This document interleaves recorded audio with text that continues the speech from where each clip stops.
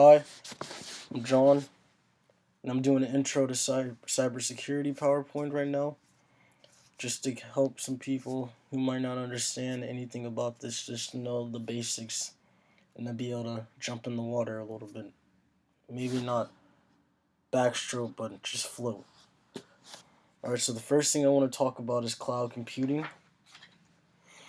Cloud computing is like the new wave that's going on in e-commerce. People are starting to get smart and not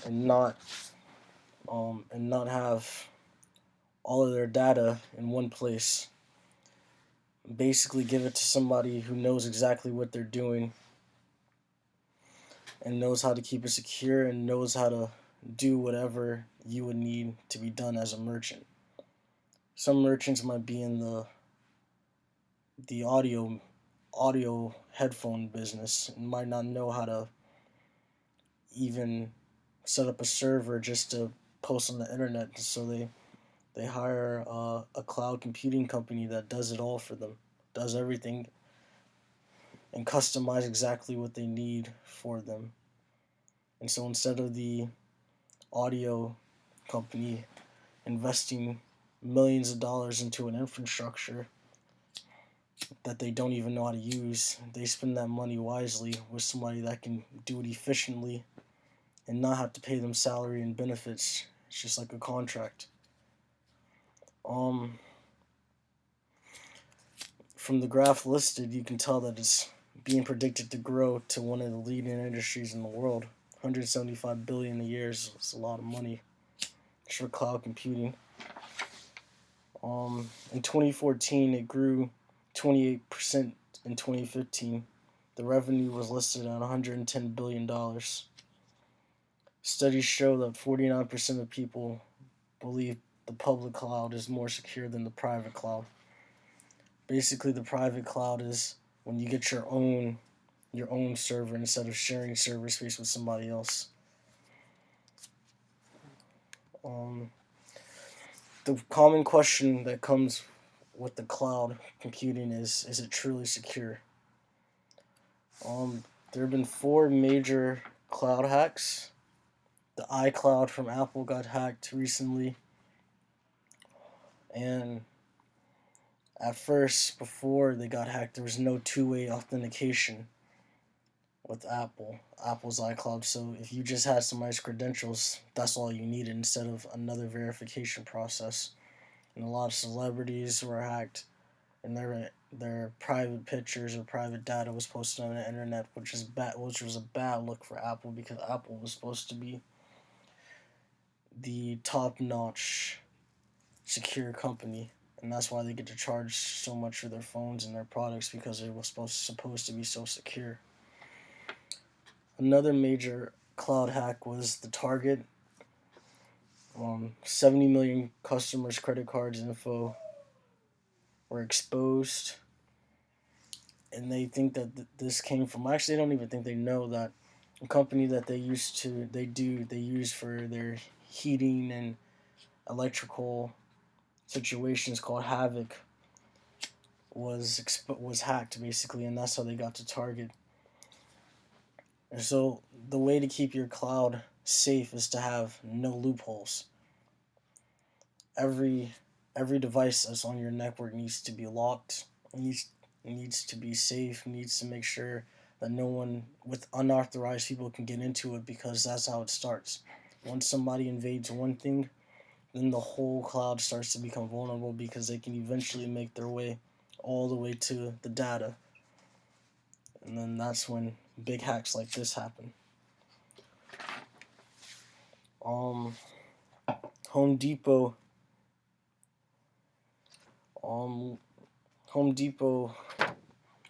had the same thing happen to them, but after Target, so obviously they thought they were immune to it and didn't think anything could happen to them.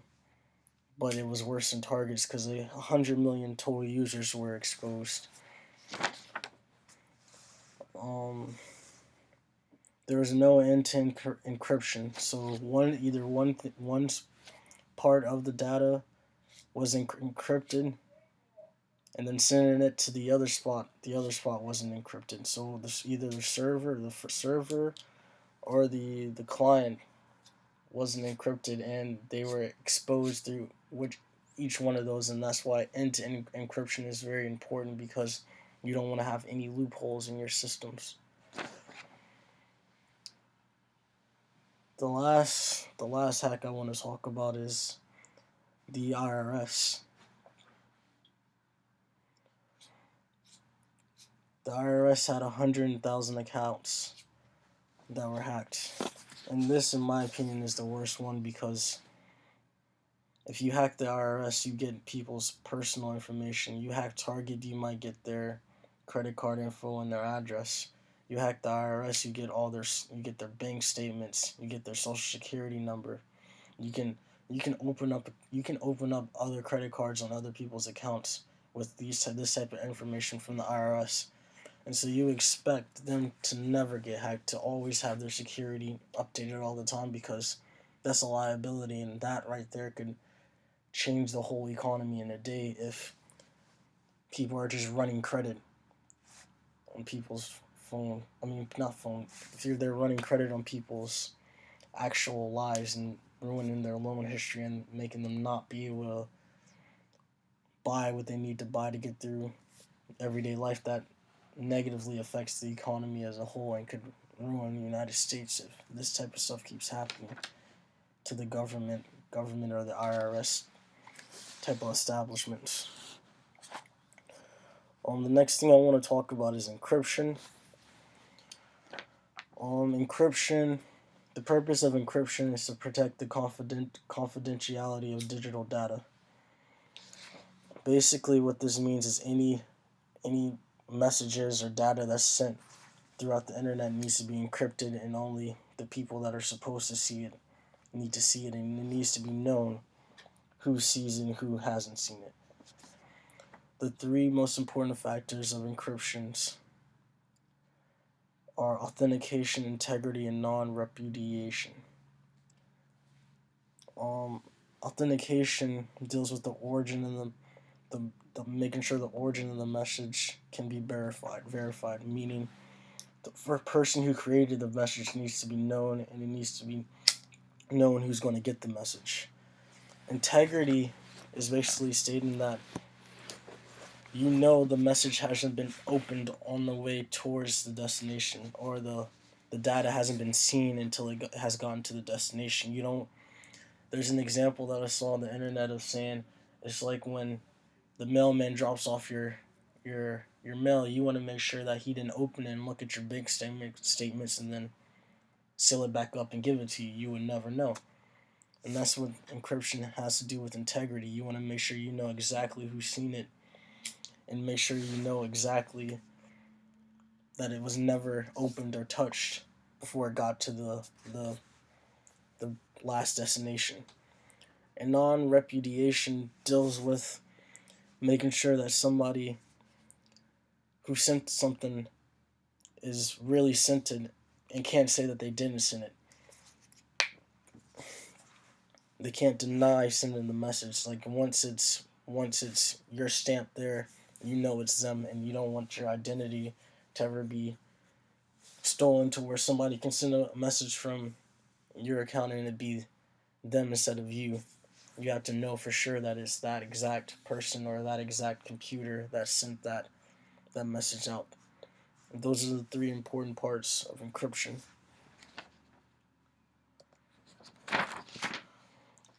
Is encryption really that helpful? Encryption is very important to the e-commerce world. There is a statistic that says that 4% of the cloud hacks, only 4% of the encrypted end-to-end data has been breached. So the other 96% of breaches have been from people not knowing what they're doing with encryption and not keeping them up to date. And so to answer the question, yes, encryption is very important and is the future of e-commerce, because it makes it really hard for somebody to hack it. Not the everyday person that can just go buy a credit card off the line for $5 of fake information can just go and get data, important data from somewhere. You have to really know computer science. You have to really understand everything to do it, and that's not the majority of the population. Um, 7,707,509,815 data records were lost or stolen in 2015. These all came from about 1,600 breaches, and 77% of those breaches happened in America. That's a pretty big number. That's basically the majority of the hacks were happening in America. So that means the awareness of encryption definitely needs to be upped in the United States of America, and every other country. Either it's just every other country knows what they're doing or just doesn't have as big as a market as America does. So it's imperative that these methods be taught to as many people as possible, so that that number can get brought down, and that money isn't just stolen and floated out there in the black market. Um, so the next thing I want to talk about is knowing how do you know if you're on a trustworthy site. There's this encryption called SSL encryption that is pretty imperative if you want to use credit cards or make money from credit cards or debit cards on the internet. As a consumer, you would never want to go and spend money on a site that doesn't have this green lock in front of the URL. That means it's not SSL certified. If it's not SSL certified, you have no idea if the payment methods are secure or not. You really have no idea who you're paying because it can't be traced or anything because there are no SSL certificates on the page. So you're basically just saying, please take my credit card number and take my money, and you steal my identity by going to one of these websites without an SSL certificate and buying something. Really risky and highly do not recommend doing that. So what is SSL? SSL stands for secure socket, the secure socket layer. Basically, what it wants to do is transfer data safely between the web browser, which is basically the consumer, to a web server, which would be controlled by the merchant.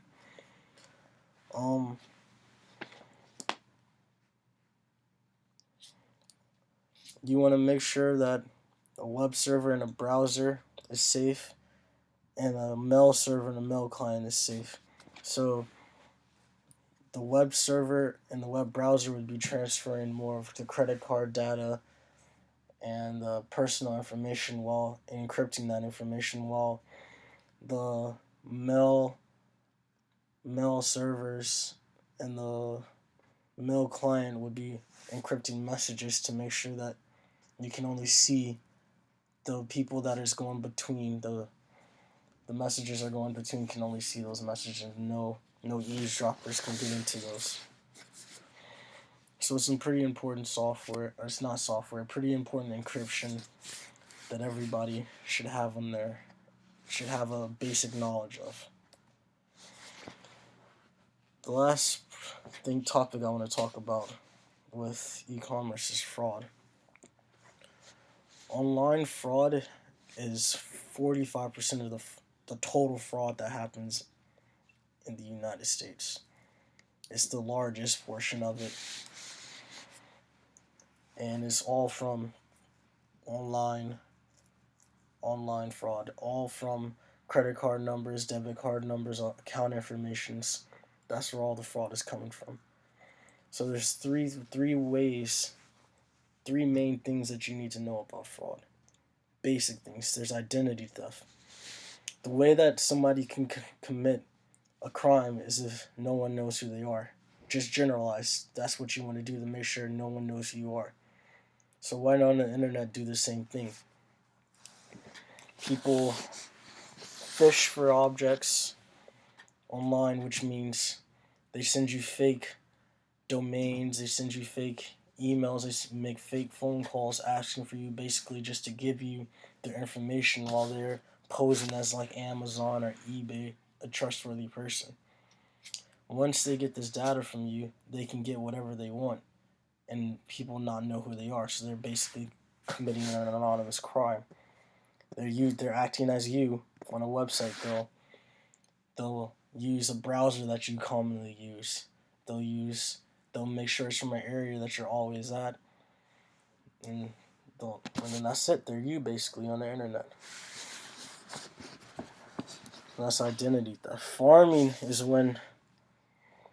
They farming is when crooks send you emails. It's kind of like phishing, but a little in depth, and they'll change the domain name on your computer. So basically, every time you think you're going to Facebook.com, you're really not going to Facebook.com. Or every time you think you're going to FlightClub.com, you're really not going to Flight Club. You're going to a fake website, but they change the IP address of the domain of your computer to naturally go to that site instead of the actual Flight Club, and then boom, you're making a fake transaction, and you wonder why you get a $1,000 bill on your American Express because you just had no idea what was going on.